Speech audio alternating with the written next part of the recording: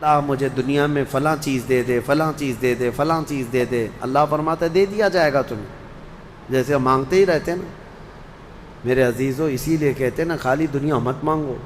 دنیا کیا ہے؟ یہ سب مانگنا کہ میرا بزنس، میری تجارت، میری جائیداد، میری پراپرٹی، میری زمین، میرا فلاں یہ بڑھتا جائے بڑھتا جائے، یہ دنیا ہی تو مانگ رہے ہو آپ۔ اور اللہ فرماتا ہے جس نے ہم سے آخرت مانگی ہم اس کو دنیا بھی دیں گے اور آخرت بھی دیں گے۔ اسی لیے دوسرے پارے میں اللہ نے فرمایا فَمِنْهُمْ مَنْ يَقُولُ رَبَّنَا آتِنَا فِي الدُّنْيَا وَمَا لَهُ فِي الْآخِرَةِ مِنْ خَلَاقٍ، جنہوں نے یہ کہا نا رَبَّنَا آتِنَا فِي الدُّنْيَا، اے ہمارے رب دنیا میں ہمیں کچھ دے دے، اللہ فرماتا ہے دے دیا جائے گا۔ وَمَا لَهُ فِي الْآخِرَةِ مِنْ نَصِيبٍ، اور آخرت میں ان کا کوئی حصہ نہیں ہوگا۔ من خلاق، آخرت میں کوئی ان کا حصہ نہیں ہوگا۔ وَمِنْهُمْ مَنْ يَقُولُ رَبَّنَا آتِنَا فِي الدُّنْيَا حَسَنَةً وَفِي الْآخِرَةِ حَسَنَةً وَقِنَا عَذَابَ النَّارِ أُولَٰئِكَ لَهُمْ نَصِيبٌ مِّمَّا كَسَبُوا، اللہ فرماتا ہے اور جنہوں نے کہا اے ہمارے رب ہمیں دنیا میں بھی اچھائیاں دے دے اور آخرت میں بھی اچھائیاں دے دے، رب فرماتا ہے، اور جنہوں نے یہ کہا اے اللہ ہم کو عذاب دوزخ سے بچا لے، رب فرماتا ہے یہ وہی لوگ ہیں جنہوں نے حقیقت میں حصہ حاصل کر لیا، آخرت بھی مانگ لیا، دنیا بھی مانگ لیا۔ دعا میں ہمیشہ یہی کیا کرو کہ اے اللہ ہماری آخرت اچھی کر۔ یہاں مانگ کر کے کتنا لے لو گے؟ کتنا لے لو گے؟ کتنے دن تک؟ چلو آج آپ نے صحت مانگی، اے اللہ مجھے صحت عطا کر، طبیعت اچھی رکھ، اچھی بات ہے، لیکن کتنے دن تک رہو گے؟ 80 سال، 100 سال؟ 80 سال کے بعد جب بال سفید ہونے لگیں گے تب پھر تم یہ مانگو گے کہ اللہ پھر میرے بال کالے کر دے۔ پیٹھ جھکنے لگے گی تب یہ کہو گے کہ اللہ میری کمر سیدھی کر دے۔ دانت جھڑنے لگ جائیں گے کہو گے پھر اے اللہ میرے دانت صحیح کر دے۔ نظام ہے کائنات کا، صحت کو جانا ہے تو جو جانے والی چیز ہے اس کو ہی ہم مانگ رہے ہیں، جو ہم سے رخصت ہونے والی چیز ہے وہی ہم مانگ رہے ہیں۔ اولاد مانگ رہے ہو یہ بھی چھوٹنے والی چیز ہے، یہ ہم سے چھوٹنے والی چیز۔ ہر وہ چیز مانگتے ہیں ہم یہاں پر جو ہم سے رخصت ہونے والی ہے، اور جو ہمیشہ رہنے والی ہے وہ جنت ہے، اس کا سوال کیوں نہیں کرتے؟ اور ایک امام شیخ سعدی رحمۃ اللہ علیہ کی کتنی پیاری بات ہے، سنو۔ فرماتے ہیں موت سے بچنا ممکن ہے کسی کو؟ بتائیں کوئی بچ سکتا ہے؟ پاسبل ہے؟ موت سے بچنا کسی کے لیے بھی ممکن ہے؟ نہیں ہے، سب کو پتہ ہے، سب کو پتہ ہے امپاسبل، لیکن اس کے باوجود بھی بچنے کے لیے 1000 دوائیاں کھاتے ہیں ہم۔ سب کو معلوم ہے کہ موت سے نہیں بچتے ہیں، لیکن اس کے باوجود بھی بچنے کے لیے ہم روز کچھ نہ کچھ کر رہے ہیں۔ ہم اپنے جسم کو صحیح کرتے ہیں یا بیماریوں کو صحیح کرنے کے لیے پیسہ بھی بہاتے ہیں، سب کچھ کرتے ہیں، ہمیں پتہ ہے کہ ہم نہیں بچ سکتے پھر بھی خرچہ کرتے ہیں۔ شیخ سعدی کی سوچ دیکھو، فرماتے اور انسان کو یہ پتہ ہے کہ جہنم سے بچنا ممکن ہے، موت سے بچنا تو ممکن نہیں، لیکن دوزخ سے بچنا ممکن ہے۔ کیا سب کے اوپر کمپلسری ہے جہنم میں جانا؟ نہیں۔ تو جس سے بچنا ممکن ہے اس کے لیے کوشش بھی نہیں کرتا، اور جس سے بچنا ممکن ہی نہیں اس کے لیے روز کوشش کرتا ہے۔ یہ کیسی سوچ ہے انسان کی؟ موت سے نہیں بچ سکتے، کوشش ٹھیک ہے تم دوائیاں کرتے رہو، لیکن کوشش یہ کرو کہ اللہ مجھے دوزخ سے بچا لے، مجھے آخرت کے عذاب سے بچا لے۔ میرے عزیزو ہمارا سارا نظام اسلام کا آخرت پر ٹکا ہوا ہے، اسی لیے رب تعالیٰ نے فرمایا من کان یرید حرث الآخرۃ نزد لہ فی حرثہ۔ ایک بات میں آپ کو بتا دوں، اگر اسلام سے آخرت کا کانسیپٹ نکال دیا جائے تو پورا دین کھوکھلا ہو جائے گا۔ یعنی پھر کس چیز کے لیے کر رہے ہو تم؟ نماز کیوں پڑھ رہے ہو؟ چوری سے کیوں بچتے ہو؟ شراب کیوں نہیں پیتے؟ ہر چیز کا تعلق تمہارا آخرت سے جڑا ہوا ہے، آخرت سے۔ کیوں؟ حساب ہوگا، پوچھا جائے گا، میری نمازیں بھی پوچھی جائیں گی، روزے بھی پوچھے جائیں گے، ہر چیز آخرت کے خوف سے ہم دنیا میں عمل کر رہے ہیں، اور اگر آخرت کا کانسیپٹ ختم ہو گیا تو وہی درندوں کی طرح سے ناچتے گھومتے رہیں گے، جیسے دوسری قوموں کو دیکھ رہے ہیں ان کے ہاں کوئی تصور ہی نہیں آخرت کا۔ ان کا تو یہ ہے کہ اچھے کام کرو گے تو دوسرے جنم میں اچھا بن کے پیدا ہو جاؤ گے، برے کام کرو گے تو دوسرے جنم میں کتا بلی بن کے پیدا ہو جاؤ گے، بس اتنا ہی ہے، اس سے زیادہ نہیں ہے۔ پھر بھی کچھ لوگوں کے ہاں ہے سورگ اور نرگ کا، لیکن وہ بھی اتنا یقینی نہیں ہے، اتنا یقینی نہیں ہے جتنا تمہارے لیے ذہن میں یقینی جنت اور دوزخ کا تصور ہے، یہ دوسروں کیا نہیں ہے۔ اسی لیے میرے عزیزو، آخرت کے تصور کو اتنا مضبوط بٹھاؤ، اتنا مضبوط بٹھاؤ۔ مجھے ایک بات یاد آتی ہے کہ ہمارے ایک بزرگ تھے، میرے بڑے دادا، اللہ ان کی تربت پر رحم فرمائے، پورے علاقے میں لوگ اس بات کے شاہد ہیں، جب بھی کوئی کچھ غلط کام کرتا یا چھوٹی بہت بھی چیز ہلکی نظر آتی ان کو، تو ڈانٹنے کے لیے سب سے پہلا جو جملہ وہ کہتے تھے وہ یہی کہتے تھے، کیا تجھے آخرت کا خوف نہیں ہے؟ آخرت سے نہیں ڈرتا؟ یہ ایک جملہ اکثر ہر کام پر، نماز کے سلسلے میں ہو یا کسی کو کہیں پر گپے لگاتے بیٹھے ہوئے دیکھتے تو یہ کہتے آخرت کا ڈر نہیں ہے۔ یہ ان بزرگوں کا شیوا رہا ہے، اولیاء اکرام کا طرۂ امتیاز رہا ہے کہ وہ اپنے سارے اعمال آخرت کے خوف پر رکھے ہوئے ہیں۔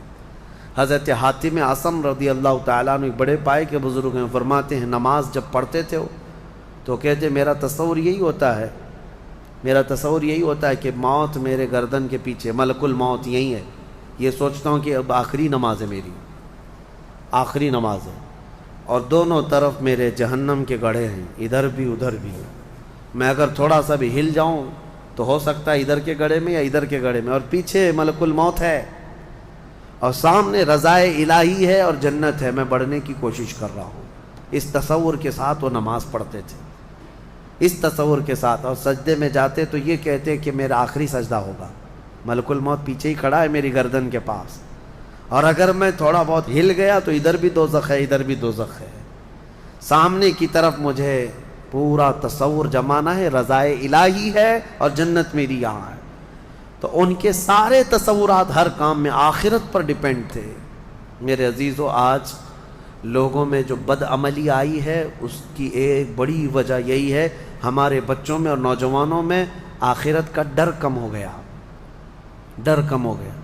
یہ جتنے بھیانک گناہوں میں آج ملوث ہیں، ان کو ڈر نہیں ہے، ان کو خوف نہیں ہے۔ میں ایک بات بتاتا ہوں، پچھلے زمانے کی ایک بات ہے کہ ایک پرہیزگار شخص تھے، متقی تھے بنی اسرائیل میں، ایک خاتون جو فحش کاموں میں ملوث رہتی تھی، طوائف تھی یا جیسی بھی، وہ آئی اس عابد کے پاس، یہ پرہیزگار شخص تھا۔ یہ جب آئی تو کہا کہ رات گزارنے کے لیے میرے پاس کوئی ٹھکانہ نہیں ہے، باہر ٹھنڈی اور بارش ہے، مجھے تھوڑی سی جگہ دے دو۔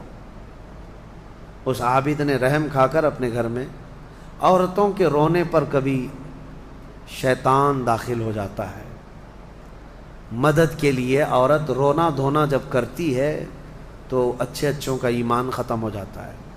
وہ عورت رونے لگی کہ میرا کچھ کوئی سہارا نہیں، بارش میں بھیگ جاؤں گی، میں تڑپ تڑپ کے ختم ہو جاؤں گی۔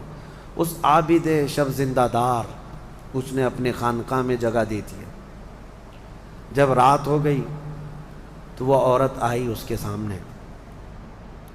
سامنے آئی اور عریانیت کے ساتھ عجیب و غریب حرکتیں کر کے اس کو گناہ پر ابھارنے لگی۔ وہ عابد تنہا تھا، وہ قریب آیا، اس کے بعد پوچھا کیا چاہتی ہے؟ کہا چل کوئی نہیں ہے، رات میں کوئی نہیں ہے، ہم لوگ اپنے جسموں کی سکون حاصل کر لیں۔ اس عابد نے کہا کہ ٹھیک ہے، میں اس سے پہلے تھوڑی دیر میں بھی آتا ہوں، خواہش ہے تیرے ساتھ آ جاتا ہوں، سوتا ہوں، لیکن اس سے پہلے میں دیکھتا ہوں۔ اس نے کیا کیا، گھر میں جو چراغ جل رہا تھا، بہت اس وقت مشعل جلائے جاتے تھے، کرنٹ تو نہیں، لائٹ نہیں، مشعل جو جلائے جاتے تھے، اس نے وہ مشعل کو قریب کیا، پہلے اس میں اپنی انگلی لگایا تو چمڑی جل گئی، ہاتھ جھٹکنے لگا۔ وہ خاتون تیار کھڑی تھی، پوچھنے لگی کہ کیا کر رہا ہے؟ کہا رک جا، دیکھ رہا ہوں۔ تھوڑی دیر کے بعد دوسری انگلی آگ میں لگایا، چمڑی جل گئی۔ پھر اس کے بعد وہ اسی طرح جلاتا رہا انگلی کو۔ اس خاتون نے پوچھا کہ کیا کر رہے ہو تم؟ اس عابد نے کہا میں دیکھ رہا ہوں، اس آگ کو میں برداشت کر سکتا ہوں تو پھر ٹھیک ہے، میں یہاں مزے بھی کر لوں گا، اس لیے کہ جہنم کی آگ اس سے 70 گنا زیادہ تیز ہے، میں نے سنا ہے، دیکھ رہا ہوں کہ یہاں کی آگ میں برداشت کر پاتا ہوں۔ 2 انگلیاں سامنے کیا، 3 انگلیاں کیا، 4 انگلیاں جب مشعل میں لگایا تو پورا چمڑا جل کر کے صرف انگلیوں کی ہڈیاں کالی ہو کر رہ گئیں، ہاتھ پورا چمڑا لٹک گیا، پورا ختم ہو گیا، ہاتھ پورا جلا رہ گیا۔ وہ عورت چیخ مارنے لگ گئی کہ کیا کر رہا ہے، چمڑے کے جلنے کی بو آنے لگ گئی۔ اسی اثنا میں وہ عورت چیخ مار کر کے باہر نکلتی ہے کہ بچاؤ مجھے، بچاؤ، یہ پاگل ہو گیا، پاگل ہو گیا۔ بادشاہ کی پولیس وہاں سے گزر رہی تھی، آئی اور اس نے پوچھا کہ کیا ہوا ہے؟ کہا کہ اس عابد نے میری عزت پر حملہ کر دیا۔ تو پولیس اندر گھس گئی، دیکھا تو یہ بیٹھا ہوا تھا، اب آؤ دیکھا نہ تاؤ، حملہ کر دیا اس پر۔ لوگوں کو باہر پتہ چل گیا کہ ایسا ایسا ہوا ہے، ایک عورت آئی تھی اور اس پر عابد رات کو تنہائی میں اس کے ساتھ منہ کالا کر رہا تھا۔ تو لوگوں نے مارنا شروع کیا، اتنا مارا کہ وہ عابد مر گیا، انتقال ہو گیا، ختم ہو گیا۔ اب مسئلہ یہ ہے کہ اب لوگوں میں یہ بات پھیل گئی کہ اتنے سالوں جس کو ہم نے عبادت میں دیکھا تھا وہ ایک عورت کے چکر میں آخری وقت بہک گیا اور منہ کالا کر لیا۔ اب اس کے بعد اس کو اٹھاتے ہیں، اٹھا کر کے قبرستان میں جب دفن کرنے کے لیے رکھا گیا، قبر میں جیسی رکھتے ہیں اس قبر میں تیز خوشبو بھر چکی ہے، ہر جگہ سے خوشبو کے جھونکے آ رہے ہیں۔ لوگوں نے کہا یہ بدکار آدمی کی قبر میں اتنی خوشبو کہاں سے آ رہی؟ اس کو دفن کر دیا اور یہ بات مشہور ہونے لگ گئی۔ بادشاہ خود بھی آیا، پوچھا یہ کیا مسئلہ کیا ہے؟ تو لوگوں کو جب یہ بات سمجھ میں نہیں آئی تو علماء کو بلایا گیا اور پوچھا گیا کہ کیا مسئلہ ہے؟ کہا گیا کہ یہ بدکار نہیں ہو سکتا، یہ اللہ کی رضا میں انتقال کیا ہے۔ اس خاتون کو پکڑ کر لایا گیا، پوچھا گیا کہ کیا کیا معاملہ ہوا تھا، سچ بتا۔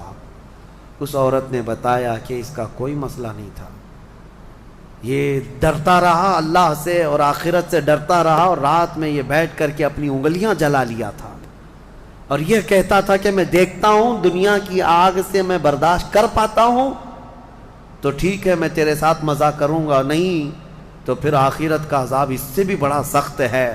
وہ یہ کہتا رہا اور میں بھاگ کر گئی، اتنے میں لوگ آئے اور اس کو مار دیے۔ بادشاہ نے پوچھا کہ دیکھو اس کو پھر سے نکالو، نکالا گیا۔ اس خاتون کے بتائے ہوئے اعتبار سے جب دیکھا گیا تو اس کا ہاتھ جلا ہوا ویسے ہی موجود تھا، جلا ہوا ہاتھ ویسے ہی موجود تھا جیسے اس عورت نے واقعہ سنایا تھا۔ پھر لوگوں نے بہت توبہ کی کہ اس کو مارنے کا کیا گناہ تھا، اس کا جرم تھا، لیکن بہرحال وہ شہید تھا۔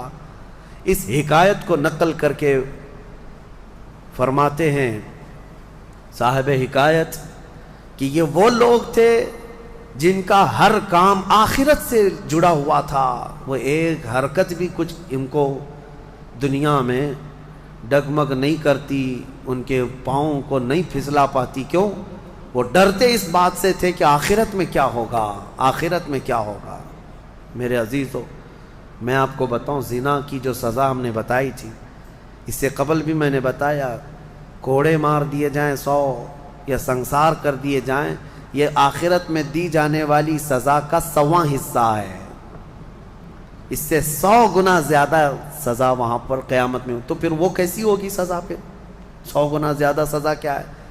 اسی لیے فرمایا گیا جہنم کا ہلکا عذاب۔ پوچھا گیا حضور سے سب سے کم عذاب کیا ہوگا؟ سب سے کم کسی کو عذاب دیا جائے گا اگر دوزخ میں تو کیا ہوگا؟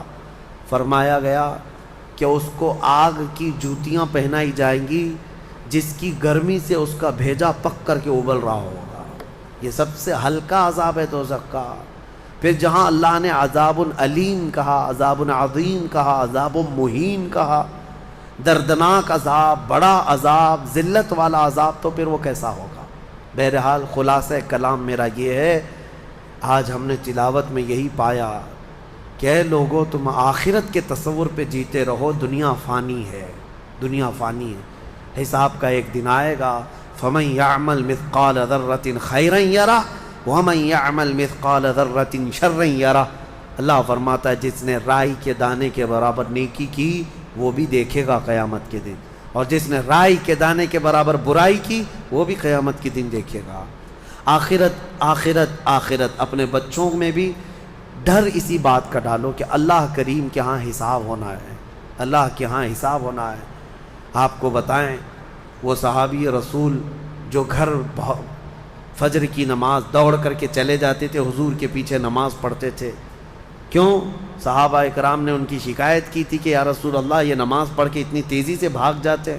حضور نے ان سے کہا پوچھو، ایک دن پکڑو۔